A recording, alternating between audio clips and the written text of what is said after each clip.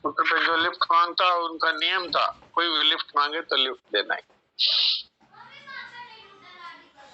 तो एक ने लिफ्ट मांगी और फिर उसने चाकू लगा दिया पीछे कि मारूंगा मैं, तो मेरे को जो पैसा है वो स्कूटर है सब दे दो।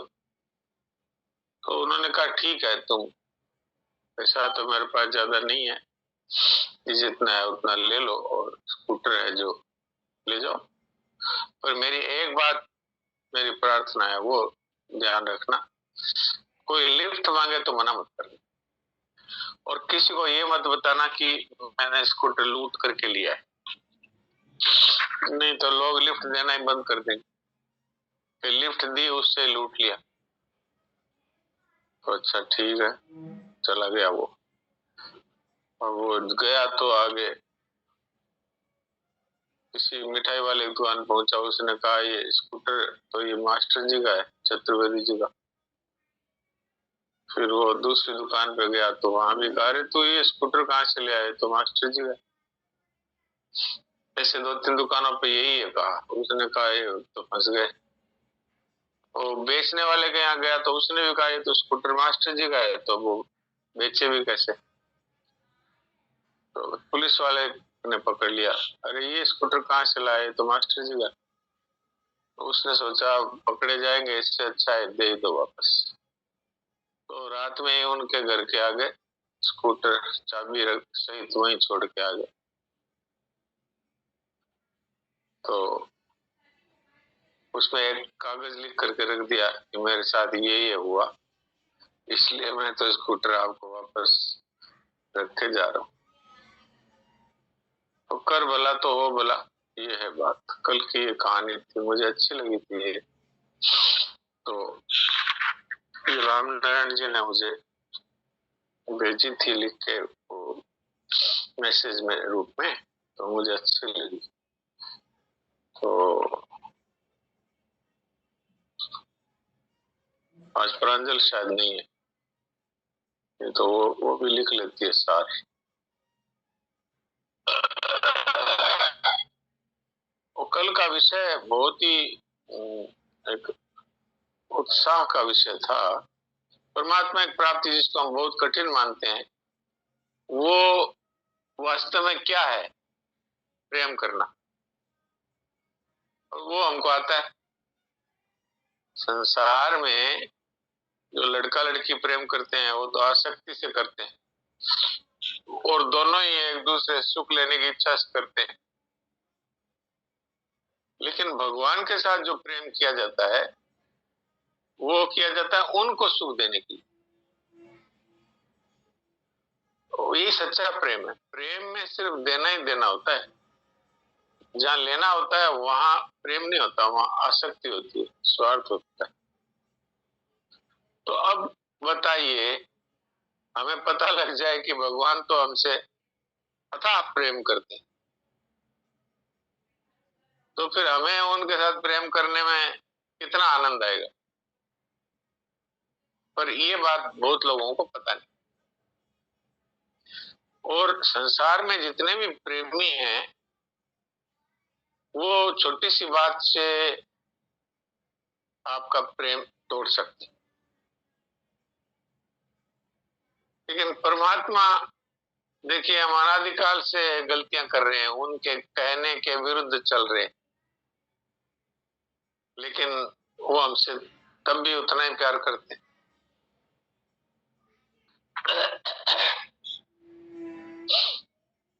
ये कितनी एक आनंद की बात है।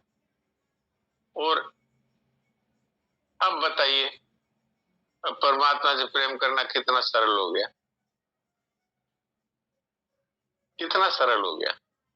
अरे भाई हम किसी से प्रेम करते हैं एक तरफ और वो हमारे ध्यान नहीं दे, तो प्रेम करना कठिन होता है।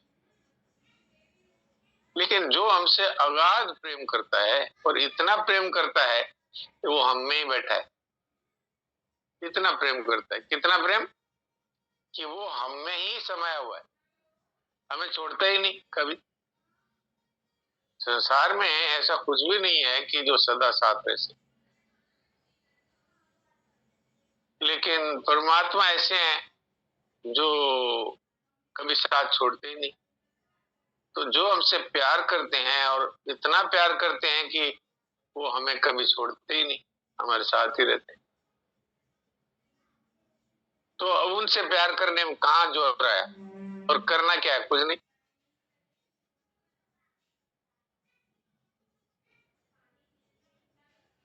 वो एक किसी उर्दू शायर ने ये कहा है, दिल में छुपी है तस्वीरें यार, जब जरा गर्दन झुकाई देख ली।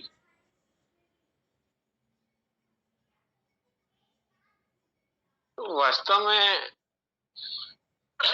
जो आज तक बहुत से प्रवचनों में, कथाओं में और बहुत सी जगह ये सुना, परमात्मा की प्राप्ति बहुत कठिन है, दूर है, और वो तो कितनी पुकारो, हजारों साल, हजारों जन्म, जन्म जन्म उन्हें जतन कराई। ये बातें सुन सुन के हमारे मन में ये हो गया, भाई भगवत प्राप्ति तो बहुत कठिन। लेकिन भगवान इतने सर्वशक्तिमान होते हुए भी, सर्वज्ञ होते हुए भी इतने भोले हैं और इतने सीधे हैं कि वो छोटी सी बात पर रीझ जाते, इसी पे रीझ जाते हैं कि ये मुझे याद करता है, इसी पे रीझ जाते हैं कि ये मेरा नाम लेता है। संसार में है कोई ऐसा? संसार में है कोई ऐसा जो हम उसका नाम ले और वो रीझ जाए? एक बात आती है कि एक पति ने अपने पत्नी को कहा, मैं तुमसे बहुत प्यार करता हूँ।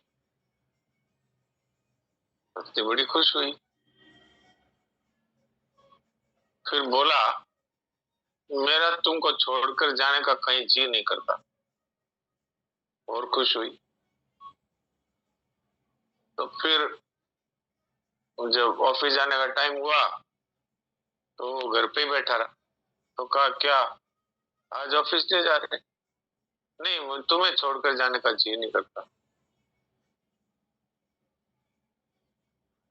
पत्नी ने कहा कि अब आप ऑफिस जाओ, अपना काम करो।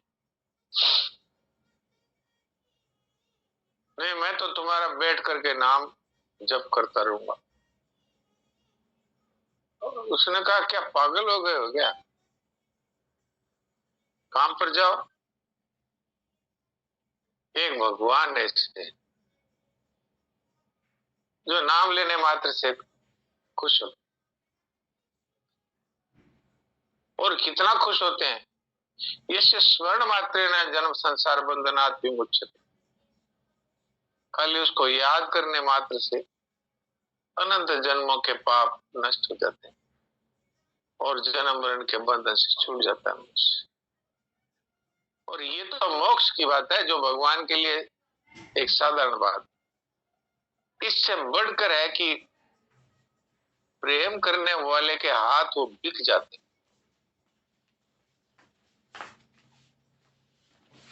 कैसी विचित्र बात है। मैंने कल बताया था कि गोपियां प्रेम करती है तो उनके लिए एक कुल्हड़ छाछ के लिए नाचते। यशोदा मैया प्रेम करती है तो उसकी डांट से और कांपते हैं, रोते हैं। ये क्या है? ये है प्रेम की भूख है।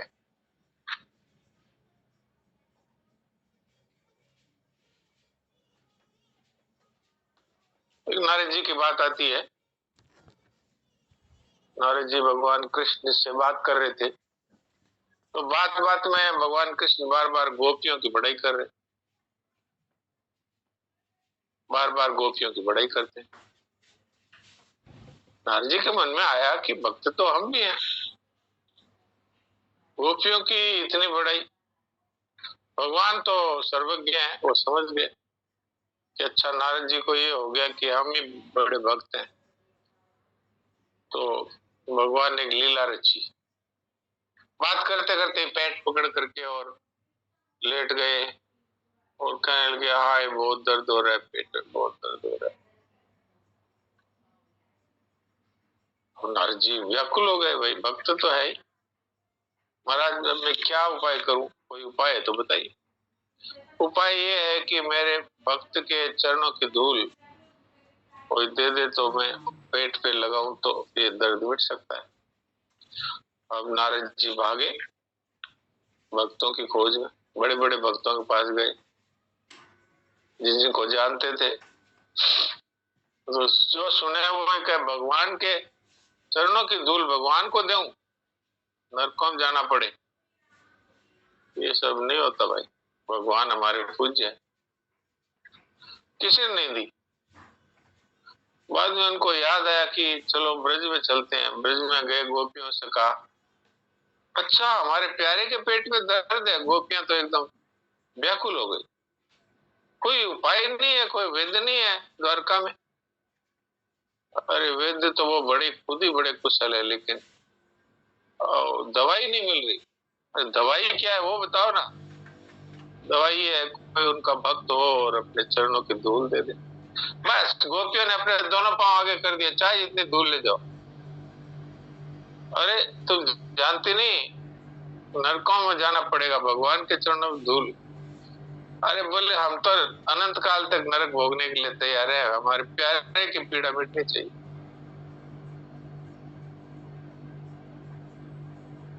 धूल ले गए, भगवान ने लगाई और बोला अब आराम आ गया। आप सोचिए, ये है प्रेम। उनको अपने सुख की अपने दुख की कोई चिंता नहीं है, हमारे प्यारे को कैसे आनंद मिलता है, कैसे सुख मिलता है, बस ये है गोपी प्रेम। इसलिए फिर नारद जी को कहना पड़ा कि गोपियां है ये प्रेम की ध्वजा है। ऐसे भगवान हमारे लिए तैयार बैठे। करना क्या है, करना कुछ नहीं, प्रेम करना है। प्रेम में क्या कोई कोई अभ्यास है? कोई किसी प्रेम करना चाहे तो क्या कोई उसको परिश्रम करना पड़ता है? वो पसंद करते हैं उसको, उसके अलावा और कोई सुहाता नहीं। सेवा सबकी करते हैं, सेवा की कोई मना नहीं है। जो जो हमारे नजदीकी हैं, जो अपने को संबंधी मानते हैं, उसकी सेवा करनी। पर प्यार तो एक से ही होता है।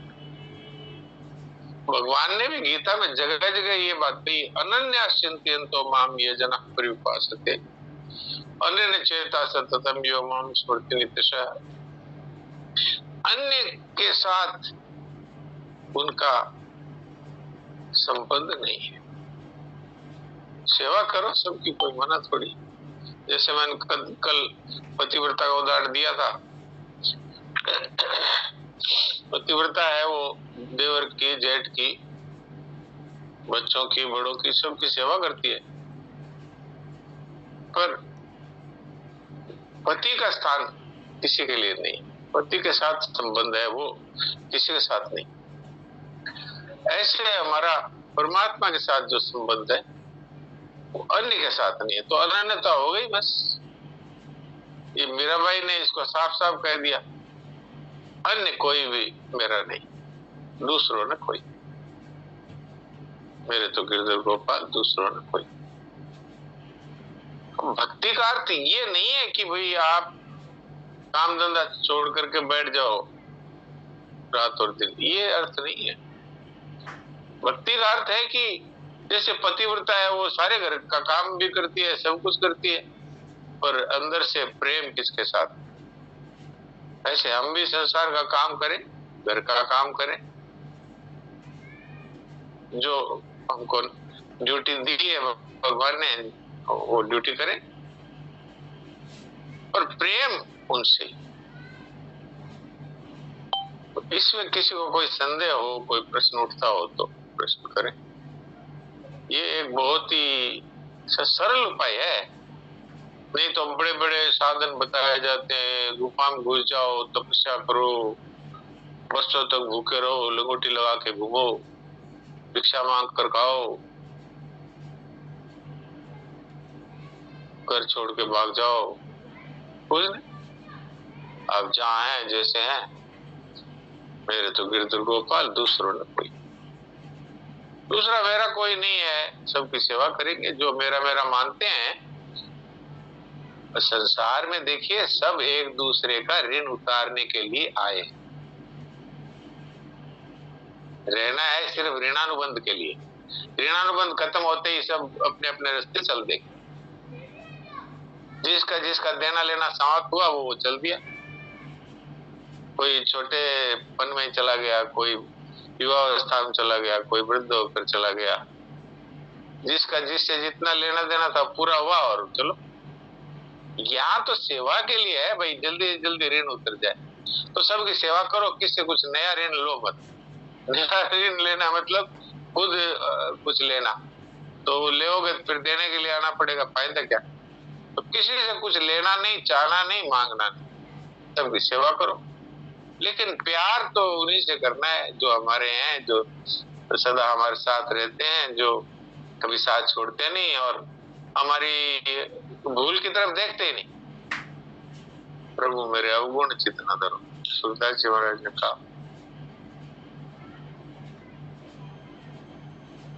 एक लोहा पूजा में राखत एक गर्भ अधिक करो, तो भगवान इसी तरह से जैसे जैसे रहे, जैसी स्थिति में है उसी स्थिति में प्रसन्न है, हम भगवान से प्यार करेंगे और सबकी सेवा करेंगे।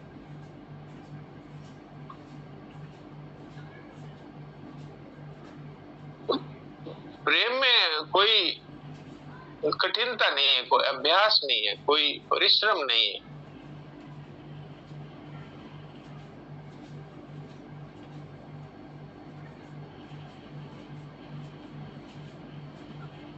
और आनंद की बात यह है कि वो भगवान स्वयं मौजूद है, वहां मौजूद है जहां में। और ऐसे साफ साफ कहा जाए तो हम नहीं है, वही है। अगर साफ साफ कहा जाए, जो शरणागति की पराकाष्ठा है वो ये है, जो शरण होता है वो अपने आप को ही विलीन कर देता है परमात्मा। अब परमात्मा ही रह गए, अब बताओ किसका जन्म मरण हो, कौन सुखी दुखी हो गए। अब मैं एक प्रैक्टिकल बात बताता हूँ कि भाई हम लोगों सारी बातें सुनते हैं, लेकिन परिवार के किसी सदस्य को कोई तकलीफ हो जाए तो हम व्याकुल हो जाते हैं। ये सारी बातें हैं वो भूल जाते हैं। उसका एक उपाय है, उसका उपाय ये है कि अपने आप को परमात्मा में विलीन कर देना और फिर परमात्मा को ही सब कुछ संभालना पड़ेगा। अरे भाई, जब तक हम चिंता करते हैं तब तक भगवान भी कहते हैं अब चिंता कर रहा है, करने दो इसको। हालांकि चिंता में हम कुछ कर नहीं सकते। हम क्या किसी की बीमारी मिटा सकते हैं? हम क्या किसी का दुख मिटा सकते हैं? हम कोई मर जाए तो क्या उसको वापस जिला सकते हैं? हम धन चला जाए तो रोने के सिवाय क्या कर सकते हैं? क्या हमारे हाथ में है कुछ? कुछ नहीं। तो संसार की किसी परिस्थिति को हम बदल नहीं सकते, लेकिन हम दुखी सुखी होते हैं, यही तो बंधन है। और बंधन क्या है? तो इसका सरल उपाय क्या है? सरल उपाय ये है कि खुद को भगवान में विलीन कर दिया, अब भगवान ही संभालो, उनका ही है ये सारा। आज तक हमारे दुख किस बात का था? मेरे हैं इस बात का तो दुख है। अरे भाई, संसार में इतने लोग परेशान हैं, कोई मर रहा है, किसी का धन जा रहा है, किसी को बीमारी आ गई है, क्या हमको कोई परेशानी होती है? नहीं होती। वो जो 5-10 लोग हैं उन्हीं में हमारा मेरापन है।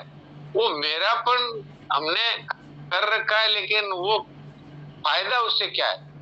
आप किसी को बीमारी खुद ले नहीं सकते, किसी को आप बिछड़ जाए मर जाए तो जिला नहीं सकते।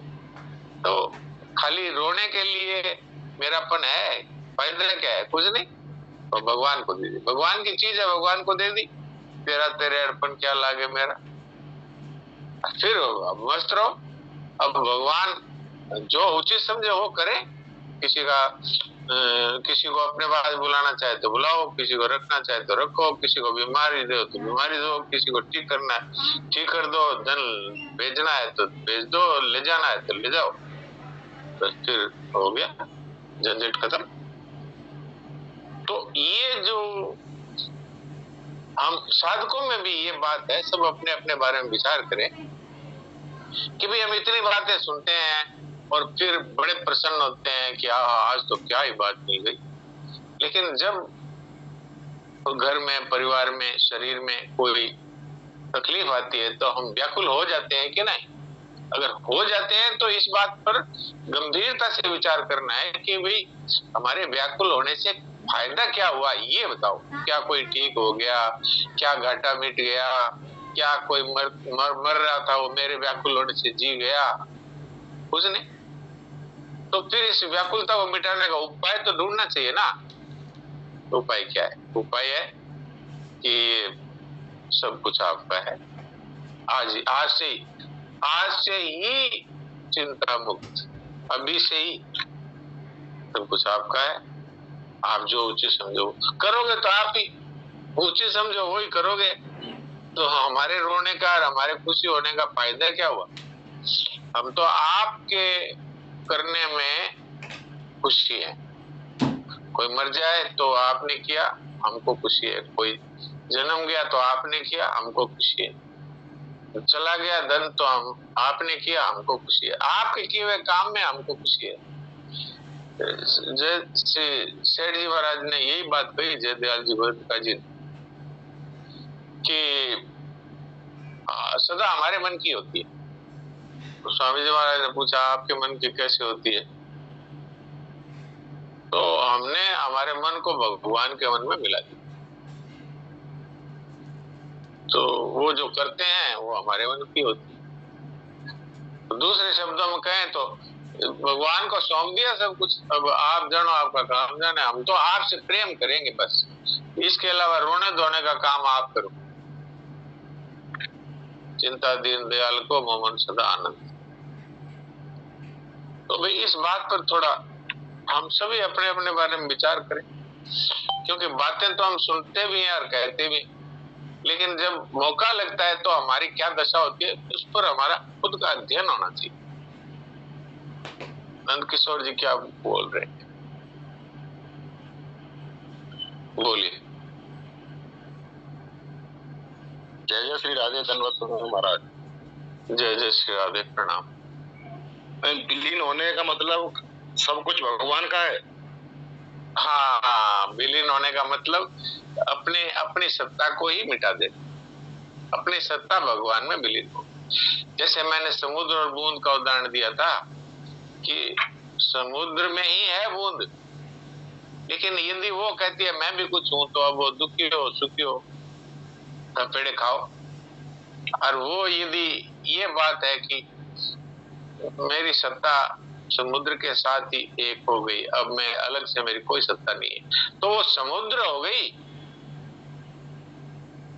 लोग कहते हैं भगवान ने विलीन कर दिया तो अरे क्या हुआ, हम तो गुम ही हो गए। अरे गुम नहीं हो गए, तुम हो गए भगवत स्वरूप। महाराज जी इसमें हर वक्त कैसे स्थित रहा जाए? हर वक्त यही स्थिति है, इसको हम भूल गए। आप बताइए कि आत्मा है वो कौन है? परमात्मा का ही स्वरूप बता। तो परमात्मा है तो आप क्या हो? उसके अलावा आपका क्या वजूद है? बताओ उसके अलावा। कुछ नहीं है, वजूद कुछ नहीं, परमात्मा ही परमात्मा। तो फिर आत्मा परमात्मा के साथ एक है कि अलग है? एक ही है महाराज। तो आप कह रहे हो ना कैसे स्थित रहे इसमें? हमने शरीर के साथ में एकता मान करके अपने आप को एक व्यक्ति मान लिया, इसलिए भगवान से अलग हो गए। इसलिए भगवान ने कहा मेरा ही अंश है, वो जीव बन गया। हमें वांशो जीवलोके जीव भूता, इस जीवलोक में आके जीव बन गया। वही कैसे बन गया कि प्रकृति स्थानी उनको करती, उनको प्रकृति में जो चीजें स्थित है उनको अपनी तरफ खींचता है। ये मेरी है, ये मेरी है, धन मेरा है, परिवार मेरा है, शरीर मेरा है, मन मेरा है, बुद्धि मेरी है। तो मनस स्थानी इंद्रियाणी प्रकृति स्थानी, सब कुछ प्रकृति में स्थित है। वो कहता है ये मेरे है, सब प्रकृति में। तो मेरा कौन है? मेरे हैं परमात्मा। तो जिसने मेरे हैं परमात्मा इसको समझ लिया, वो तो हो गया परमात्मा के साथ एक। और जिसने कहा है शरीर मेरा, मन मेरा, इंद्रिया मेरी, ये धन मेरा है, परिवार मेरा, वो हो गया जीव। तो जीव है, उसको तो जन्मना मरना पड़ेगा। और वो जीव यदि ये कह दे मेरे तो गिरधर गोपाल दूसरों न कोई, तो भगवान कहते हैं बस मेरा भाई भगवान में विलीन हो गई कि नहीं? बिल्कुल हो गई। तो वो सबके सामने विलीन हो गई। और हम जो है अभी विलीन हो सकते हैं, अभी विलीन हो सकते हैं नहीं, वास्तव में तो हम उनमें ही रहते हैं। और वो हम में ही रहते हैं। उन्होंने तो साफ डिक्लेयर किया है, अहम आत्मा गुणा कैसे सर्वभूत से स्थित ईश्वर सर्वभूता नाम हृदय से तिष्ठति। भगवान हमारे होनेपन के रूप में, आत्मा के रूप में, हमारे अस्तित्व के रूप में, हमारे एग्जिस्टेंस के रूप में तो स्वयं मौजूद है। इसलिए आपका ये प्रश्न जो है इसका उत्तर यही है कि हम भगवान में स्थित कैसे हुए, कि हम तो भगवान में ही स्थित हैं। जो हमने अपने आप को शरीर और संसार में स्थित माना था, वो भूल हमने मिटा दी। अब हम भगवान में स्थित हैं। अब शरीर और संसार का क्या होगा? तो सेवा होगी और क्या होगा, बस। भाई मेरापन तो परमात्मा के साथ हो गया, उनके साथ विलीनीकरण हो गया। अब कौन चिंता करे, कौन मरे, कौन जन्मे, कौन रोए, कौन धोए। बिल्कुल ये है बात। बहुत बहुत बढ़िया, धन्यवाद। आपने बहुत अच्छा प्रश्न किया, बहुत अच्छा। सभी को लाभ हुआ, मुझे भी हुआ। जय जय श्री राधे, जय जय श्री राधे। तो मैं तो सदा की तरह अधिक ही बोल जाता हूँ। अब देव जी से बात करते हैं, 2-3 मिनट समय रहा। पर ये बातें बहुत गंभीर है, इसलिए इन बातों पे विचार करें तो पूरा का पूरा आत्मज्ञान और भक्ति दोनों मिल जाती है, और बिना किसी साधन के मिल जाती है। ये तो केवल मान्यता की बात है। हाँ देवकी जी कुछ बोल दीजिए। नारायण नारायण नारायण नारायण। प्रीति की एकता को कोई तोड़ नहीं सकता। हाँ, प्रीति की एकता को कोई तोड़ नहीं सकता। प्रीति करने में किसी दूसरे की अपेक्षा नहीं है। बताइए, प्रीति तो अपने खुद की बात है, दूसरे की क्या जरूरत है? आप हमको भले ही प्यार न करें, पर यदि हम आपको प्यार करते हैं तो आपकी हिम्मत नहीं है कि आप हमारे प्यार को काट सके। सही बात है। और जबकि ये तो आश्चर्य आनंद की भी बात है कि भगवान तो स्वयं ही हमसे प्यार करते हैं, तो इसलिए हम उनसे प्यार करें तो फिर वो तो तत्काल ही सिद्धि है, देरी का काम नहीं। तो आज तो इतनी बात पर फिर संतोष करना पड़ेगा, कुछ सेकंड बचे हैं। तो इसलिए सभी लोग अपने प्यारे में अपनी स्थिति का अनुभव करें और अचिंत्य हो जाएं।